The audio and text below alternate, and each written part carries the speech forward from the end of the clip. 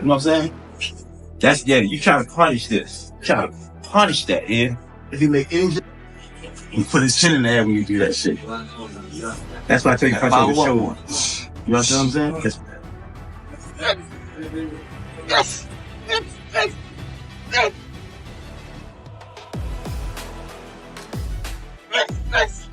Because you know, he was up and he worked with other coaches, so you know.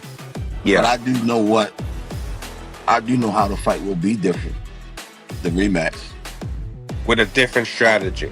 Yeah, I can't speak on it, but yeah. It's definitely gonna be different. Way different. See, you're smiling and you're excited about it, and you can tell that that's like a coaching thing. You know that a lot of the fans, they tend to.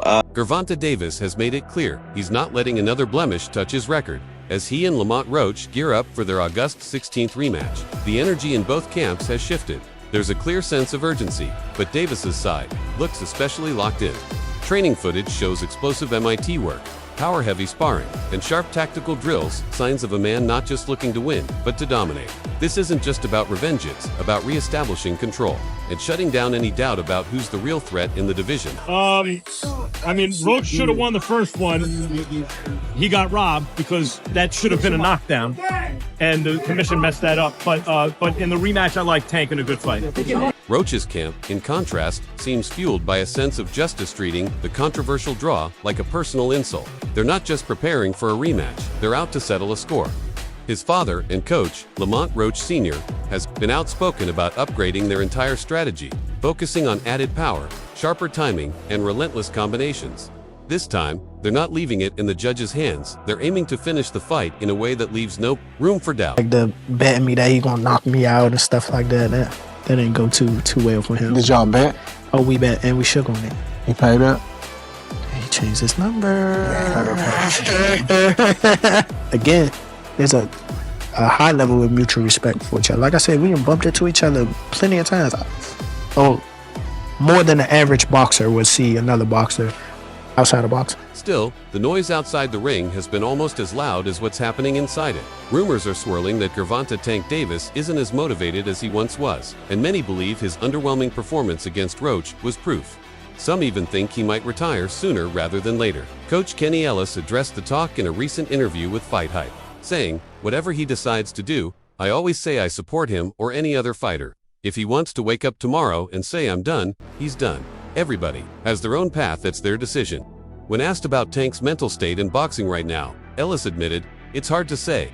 He loves the sport, but sometimes you've got to put pressure on Tank. For whatever reason that might be, he loves the sport, and he doesn't fear anybody or anything like that." Booed from that. A lot of people wasn't really feeling that. Do you feel like he'll fight better this next fight? I think so, for sure. And, you had mentioned that they've known each other since childhood. Yeah. So maybe that had something to do with that first fight. But now they've fought, they've gotten that experience out of the way. So I think we're going to see both of them a lot more live. Way better, yeah. Tank Davis is under fire for avoiding the big names. Many fans believe he should have fought by now. One of the most talked about matchups is a unification bout with WBC lightweight champion, shocker, Steven Sanba. Tank's stance has been all over the place. Sometimes he hints that the fight will happen, and other times he completely dismisses Stevenson, claiming he has no special skills. That's a bold statement, especially considering Shocker is an undefeated three-weight world champion with a slick defensive style that many believe could neutralize Tank's power and frustrate his entire game plan. What's the rematch look like between Lamont and Gervonta, you think? I like Lamont in the rematch. You were one of the few that kind of picked Lamont to begin with. Why was that? I sparred with Lamont. I knew that he was a good fighter. He helped me get ready for the Oscar Valdez fight. And I knew his style, with Tank's style, what he was going to be able to bring to the table. I knew it. So, did you really win 20 rounds? I swear to God, on my daughter's life, I won that much money. How different does a rematch look in your opinion?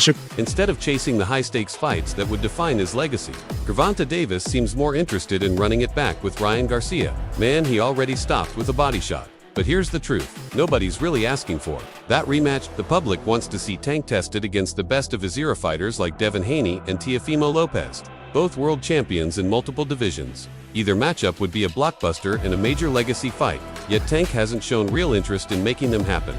And it's not just frustrated fans anymore. The whispers are getting louder inside the boxing world too. If Davis walks away without ever facing Haney or Teo, what will people really say about his career? Great talent, sure, but did he take the biggest risks or play it safe while the clock ran out? Rumors of what's going on in Tank's camp and, you know, training with this person, training with that person. Yeah. Who has the edge heading into the rematch? Neither one of them. Lamont, you know what? I'm lying. 55-45, Lamont. Why? Lamont got the edge because he already did the unexpected. He was supposed to get knocked out coming up from 130. And not only did he not get knocked out, he performed and possibly won the fight. That's what some people believe. I thought it was a very close fight. I think, but after you asked me that question, I'm thinking about it. Yeah. Leonard Ehlers, who has long managed Gervonta Davis's promotional career, stepped in to defend Tank's recent talk of retirement. Davis made it clear he's thinking about walking away from boxing to focus on his newborn son and growing real estate ventures. Ehlers didn't argue. Instead, he offered understanding. "I can see where he's coming from," he said. "Things change when you have kids. It completely shifts your life." He doesn't think the same way he did 6 or 7 years ago. There was a tired but respectful tone in Ehlers' voice, like someone who's seen this struggle before. If he says he's retiring, we heard it. No, not at all. It's never good enough. What you do is never enough, and sometimes that can wear on you. There's more to life than what you do for a living. Yes, you respect the fans who pay to see you, but at the end of the day, you've got a life outside the ring. He's not there to play around. He's trying to smoke you. That's what life's supposed to be about. Roach is not just your average everyday opponent. Roach is the person who knows Tank, who's been around Tank his whole life. This is a different fight. You can't put Roach to the side like that. I'm sorry. Now, I'm not saying that he's going to win the fight. I don't know that. But Roach cannot be this underrated like that. You understand? You got to understand that Roach came from basically the same ecosystem as Tank came from. Roach is a very formidable opponent. So I'm not going to talk about none of that till we get by Roach, because what I'm telling you about the other stuff. The argument that fighters are people too is one Tank Davis himself has hinted at in several recent interviews, and Leonard Ehlers took it a step further. They want you to keep going, to keep performing, and they don't really care what happens to your health afterward, he said. Boxing is brutal. You see what happened to fighters from the past. Many were used up, taken advantage of, and left with long-term health problems. Some never recovered, physically or financially. I get the mindset. You come in, make your money, make your mark, and get out before the sport breaks you. Ehlers added, everyone has different goals. Everyone sees life differently. Some want belts forever, others want peace. His words hit harder when you consider Tank's growing frustration with boxing's political mess, where getting the biggest fights often has more to do with contracts, networks, and egos than with actual competition. Gervonta Davis and Lamont Roach, the rematch is on. Lamont Roach fought a perfect fight. Gervonta didn't look so great. In the rematch, Gervonta can do a lot more better. Roach can't. Gervonta may win this one. Gervonta Davis versus Lamont Roach. The rematch is officially on. Roach fought a nearly perfect fight the first time, and many believe he could edge out the win this time too. Davis didn't look like himself in the last bout, and while he clearly has more tools and talent, Roach may already have figured him out. Before their first fight, Davis made headlines by taking a shot at Turki Alalshik and the Saudi-backed events that have been reshaping boxing. They keep saying things are getting shady over there, Davis said. It's not just one feat, been happening across a bunch of cards, and did you see the guy reading the scorecards? That was scary. The way he was talking, yeah, that's my man. We want to get Tank over here to fight. I already know what y'all are gonna do. Tank's comments raised eyebrows, hinting at a deeper mistrust of the political forces now running boxing's biggest shows.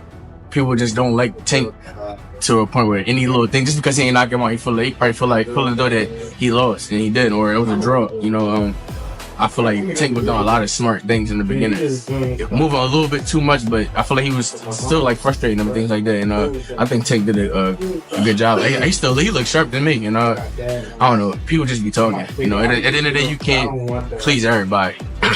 Were you surprised that Lamont was? Tank Davis didn't bother hiding how he felt. His message was loud and clear. He views the growing connection between boxing's top talent and Turki Alalshik's Saudi event empire with deep suspicion. That unease hit a boiling point when he reacted to a photo of several fighters posing with Alalshik during a Riyadh season promo event headlined by Artur Beterbiev and Dmitry Bivol. Every time I say something, it's like I'm hating just because I go against the grain. Tank said, yeah, people are selling themselves. That picture, everybody in the room standing with Turki Alalshik, looked like some devil stuff, didn't it? Facts though. Devil-like they sold their souls.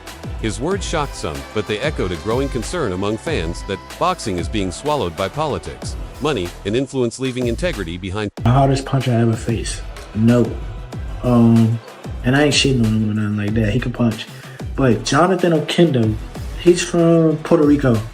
Bro, he got bricks in his hands, bro. I lie to you not. He punch hard. I ain't gonna lie. He a hard hit.